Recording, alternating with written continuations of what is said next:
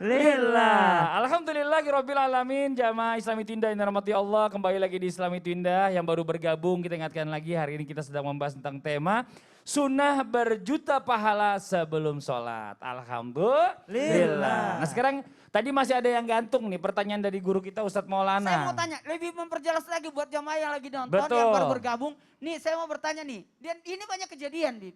Ada masjid atau musola yang dalam artian azannya bukan orang. Orang sih, tapi melalui sarana, maaf, radio, Betul. handphone, atau sesuatu yang direkam. Atau di playback gitu ya. Di playback aja gimana Iya. tuh Bib? Apakah boleh atau sah?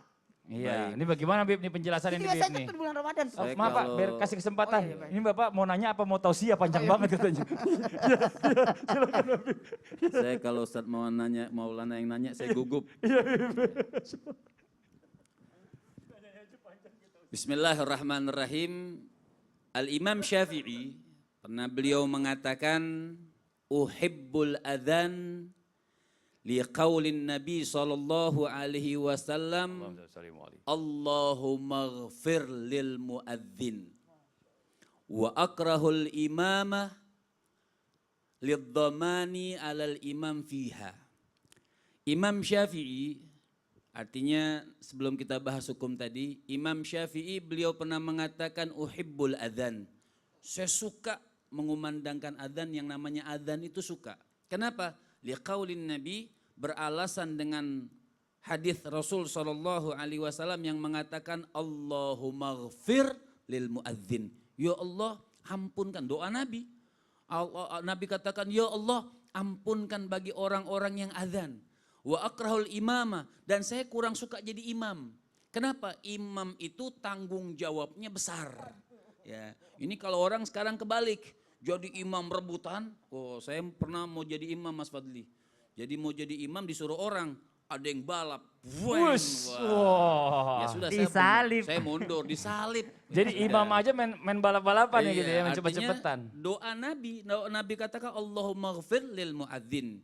Nah kalau dilihat fadilah, kemuliaan yang tadi kita sampaikan hadis-hadisnya, nanti juga Ustaz saya menyampaikan sunnah-sunnah daripada azan itu, ada menghadap kiblatnya banyak sunnah-sunnah azan itu. Jadi kalau bicara dari kaset boleh atau tidak, ya kan begitu. Dari kemuliaan Ustaz Maulana, artinya dari kemuliaan kalau dikatakan kaset fihi khilaf, di sini ada khilaf di antara ulama. Kalau yang mengatakan fardul kifayah, kalau azan itu fardul kifayah, maka kan mendekati wajib. Fardul kifayah artinya kalau satu kampung itu tidak ada yang azan, pakai kaset saja, maka tidak boleh, semuanya dosa. Kalau dihukumkan fardul kifayah, kan fardul kifayah satu orang yang azan menggugurkan yang lain.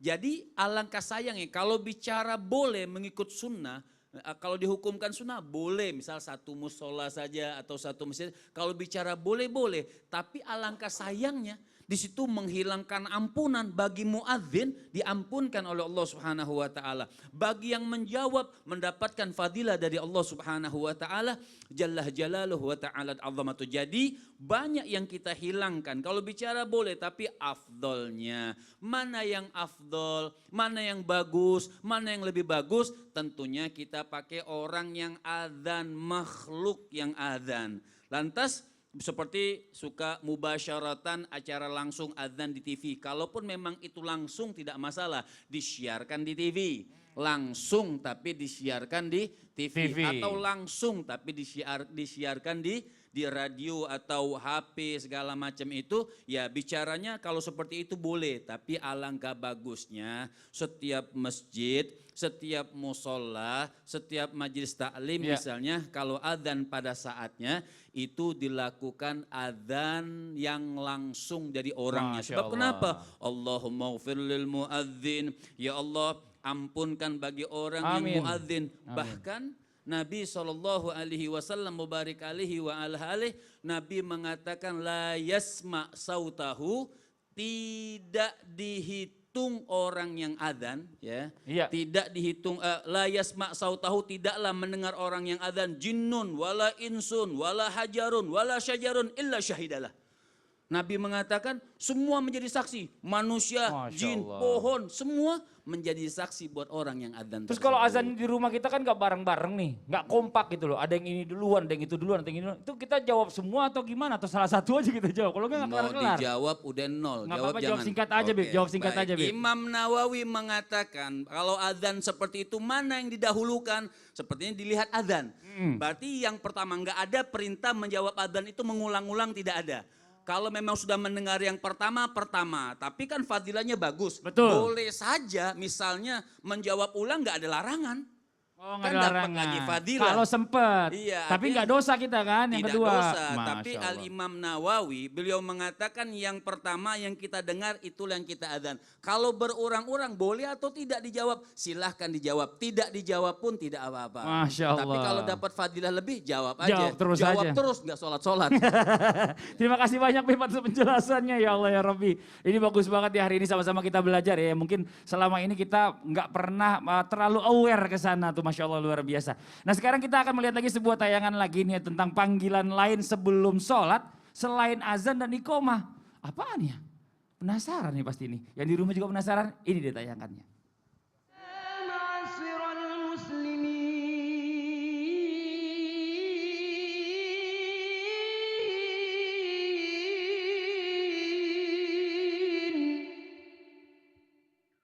وزمرة المؤمنين رحمكم الله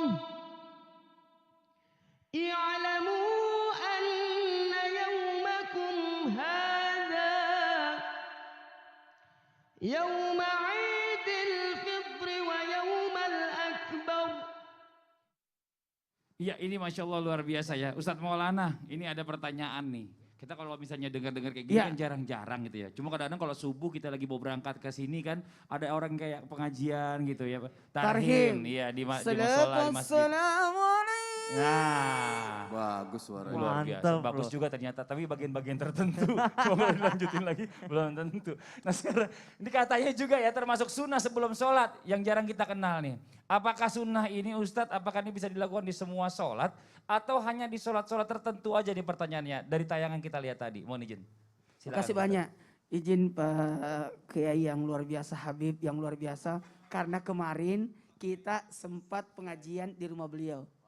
Jadi untuk sekedar diberitahu, Habib kemarin kita pengajian di rumah beliau. Masya Allah. Dan pengajiannya langsung dipimpin oleh Habib dengan kitabnya dan langsung diangkat di Islam itu Indah. Masya Allah. Sasam datang nggak? Enggak, Ustaz. Nggak sempat. Enggak sempat, Ustaz. Aku sempat datang, Masya tapi cepat Allah. pulang. Gak pernah izin. datang juga emang. Udah nggak usah curhat-curhatan. Jadi Jumat Tausiah depan aja kita dulu nih. pengajian lagi Habib. Iya, iya. Baik, bismillahirrahmanirrahim. Assalamualaikum warahmatullahi wabarakatuh. Waalaikumsalam warahmatullahi wabarakatuh. Jamaah. Iya. Oh, jamaah. Iya. Alhamdulillah. Lillah. Alhamdulillahirrabbilalamin. Allahumma salli ala sayyidina Muhammad wa ala sayyidina Muhammad. Satu bentuk pujian dan rasa syukur kita hari ini hari Kamis. Alhamdulillah tepat tanggal 1 Safar 1443 Hijriah. Masya Allah. Nah tadi kita berbicara tentang azan luar biasa. Betul kata Mas Fadli. Kadang-kala kita tidak terlalu memperhatikan. Dan hari ini spesial di Islam Tinda mengangkat sunnah-sunnah sebelum salat dalam hal ini tentang azan. Nah ternyata azan itu luar biasa loh. Nah, di mana-mana saja kita melaksanakan azan. Dan ternyata sudah dibahas tadi, salat 5 waktu di azan. Dan ada juga nih, yang selain azan. Ada nggak panggilan sebelum selain azan? Ada, namanya nida. Salatu jami'a rahimakumullah. Salatu la ilaha illallah Muhammadur Rasulullah sallallahu alaihi wasallam. Allahu Akbar. Luar biasa ya. Ingat Ramadan ya. Iya, ya Allah. Ya itu tuh. Jadi ada yang dalam artian disunnahkan untuk mengucapkan nida. Nah nida itu panggilan. Salat yang dianjurkan itu yang dianjurkan berjamaah. Yang mana itu? Salat Idul Fitri tadi. Tayangan itu tadi adalah salat Idul Fitri. Itu bagus banget pakai tongkat. Itu bagus. Artinya nanti pembaca khutbahnya tidak banyak goyangnya kayak Ustaz Maulana.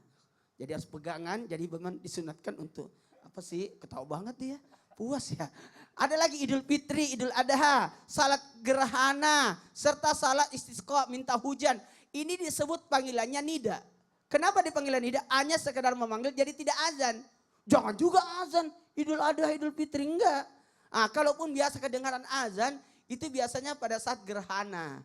Pas gerhananya dianjurkan untuk gerhana bulan, azan dan sebagainya. Dan memang ada sesuatu, bahkan kalau kita ada anak bayi diazani, ada di kuburan juga diazani dan sebagainya. Nah, perihal ini kita bahas tentang sunnah-sunnah sebelum salat. Sekali lagi, sunnah-sunnah sebelum salat. Makanya kita tidak bahas yang di sananya.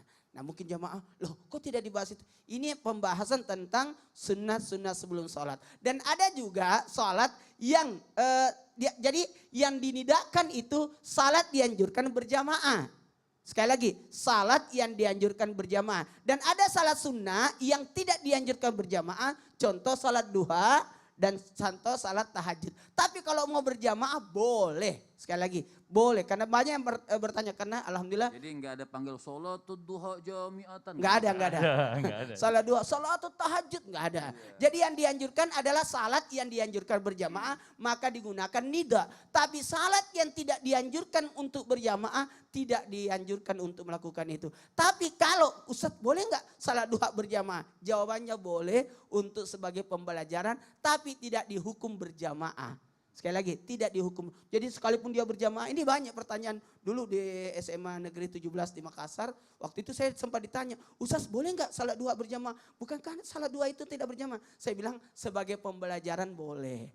Tapi walaupun dia berjamaah tidak dihukum berjamaah. Ternyata jawabannya sama Pak Habib kemarin. Ambil lagi, aku bilang Pak Kiai. Habib makasih. Kemarin itu langsung saya pas banget. Itu pas banget. Artinya sama. Tahajud pun begitu. Tahajud sebenarnya tidak dianjurkan berjamaah. Nah, masing-masing. Tapi kalau ada yang mau berjamaah sebagai pembelajaran. Contoh, istri ikut berjamaah sama suami. Contoh Jihan mau ikut bertahajud. Ya Allah, boleh aja. Oh ini Jihan, ini mah Nabi, kenapa jadi Jihan? Boleh aja, tapi tidak dihukum berjamaah.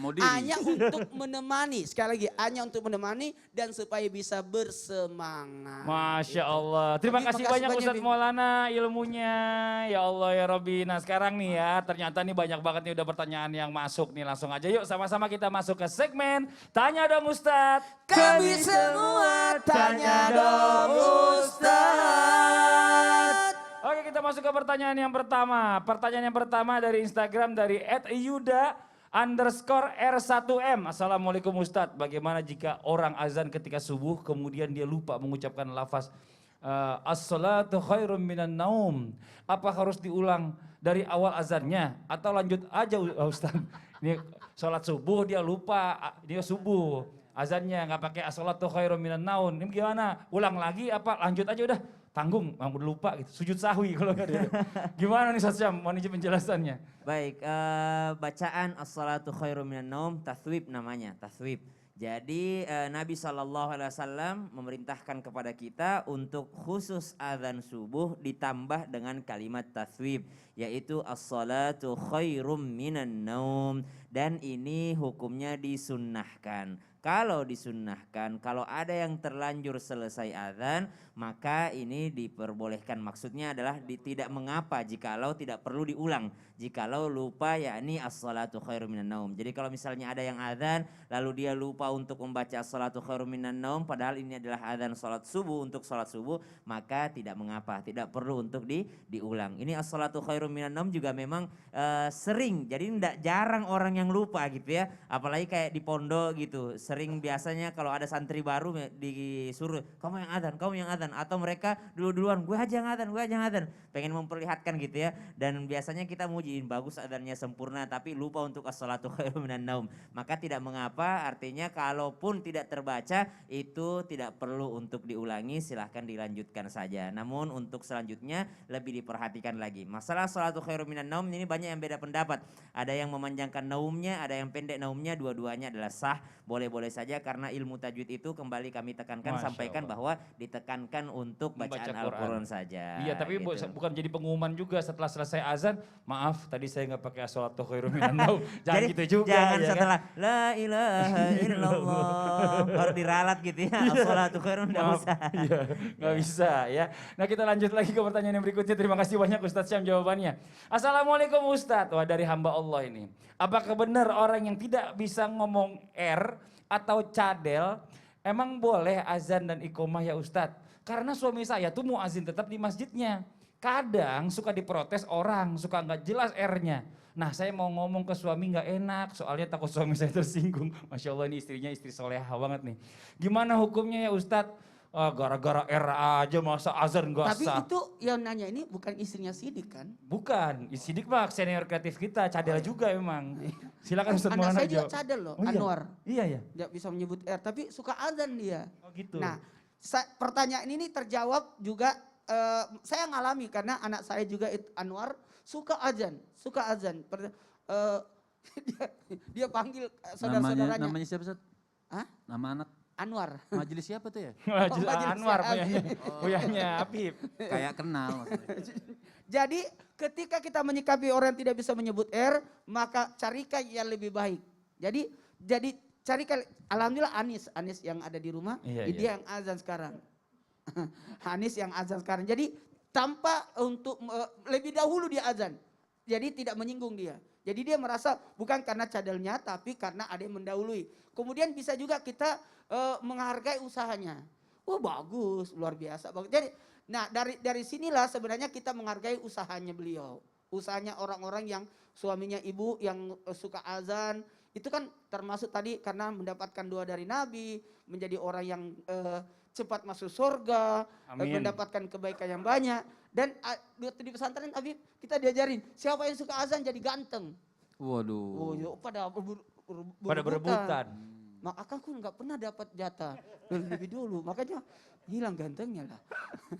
Tapi kalau mau menyampaikan, sampaikanlah secara baik tanpa menyakiti perasaannya. Kalau mau sampaikan berduaan, Ya, itu kan jangan di cadel depan kan bukan orang banyak. kemauan kita. Itu Iya kan betul, Allah yang kasih. saya setuju. Iya. Orang cadel itu bukan kemauan kita, tapi kan Allah. Ya yang kasih, Allah. dari Tapi yang jelas gini, kalau orang nggak bisa ngomong R itu namanya cadel. Ya, Kalau orang yang bisa ngomong R namanya apa? apa? Cader. Ya, kita lanjut lagi nih ya. Ini masih banyak lagi nih ya. Amalan sunnah berjuta pahala ya. Bahkan kalau kita sholat sendiri nih maupun laki-laki ataupun perempuan ya. Jangan sampai ditinggalkan. Ini mohon penjelasannya juga nih. Apalagi nih selanjutnya nih Bib nih. Oh ada dong. Apa antum Bib? Jadi laki-laki wanita ini pokoknya harus nonton lah. Oh jangan sampai ketinggalan. Jangan sampai ketinggalan. Tapi yang jelas intinya adalah amalan sholat, amalan yang berjuta pahalanya walaupun sunnah gitu ya. Itu ada sebelum sholat. Ada sebelum sholat. Nah tadi sudah sebagian, masih banyak lagi buat jamaah yang ada di rumah, jangan kemana-mana, kita segera kembali lagi tetap di Islam itu Indah. Jamaah, oh jamaah, Alhamdulillah.